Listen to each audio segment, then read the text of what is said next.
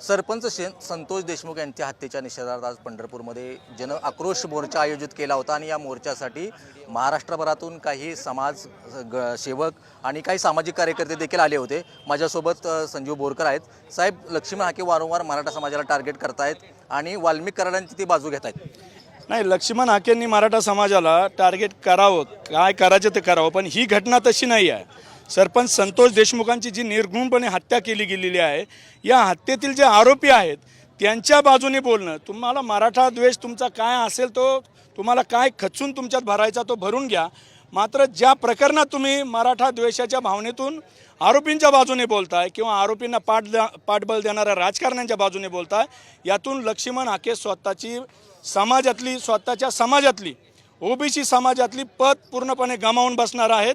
आणि आज इथे बघितलं की आमचे बंधू आणि बाकीचे सर्वजण जे जाहीरपणे या ठिकाणी बोललेले आहेत, महाराष्ट्रातला हा शिवराय फुले शाहू आंबेडकरांचा पुरोगामी विचाराचा महाराष्ट्र अशा पद्धतीने आरोपींची बाजू घेणारा म्हणजे मोगलाई विचार स्वीकारणारा कोणीही समाजसेवक हे महाराष्ट्रातील जनता स्वीकारणार नाही, कारण हा शिवरायांच्या विचाराचा महाराष्ट्र आहे। वाल्मिक कराडासोबत त्यांचे काही भोजन करतानाचे फोटो देखील मध्यंतरी व्हायरल झाले।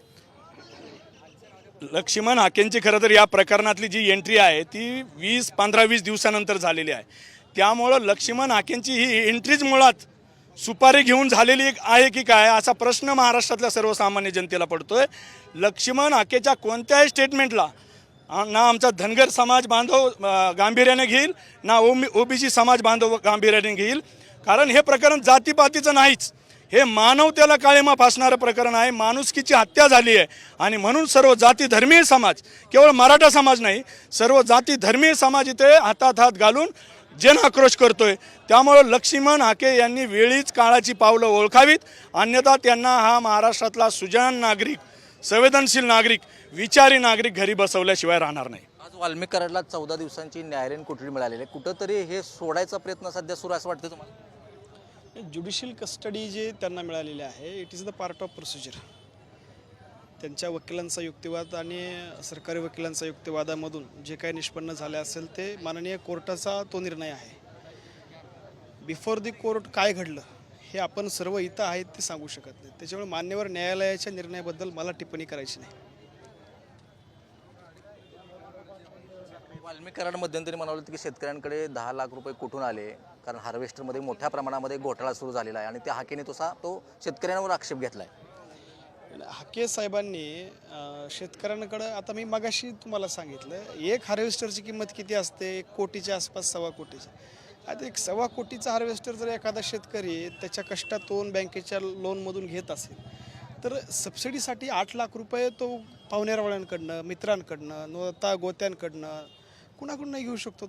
म्हणजे त्याच्यासाठी आता मग CBI चौकशी लावा ना, ED लावा म्हणा शेतकऱ्यावर। त्या 160 जे शेतकरी आहेत ना त्यांच्यावर हाके साहेबांच्या ओळखीनं जर ED लागली तर हाके साहेबांना त्याचं उत्तर मिळेल। म्हणजे खरंच महाराष्ट्र, आपण जे कृषीप्रधान देश म्हणतो ना, शेतकऱ्यांच्या वरती जर एवढा मोठा, आणि त्याच्यात ओबीसी शेतकरी आहेत, ओबीसी शेतकऱ्यांवर बी लावा म्हणा ED चौकशी। वाल्मिक कराड आणि धनंजय मुंडेंची बाजू घेतात नाही, वाल्मिक कराड आणि धनंजय मुंडे यांची ते बाजू घेत आहेत का नाही हे महाराष्ट्र उघड्या डोळ्यानं बघतोय।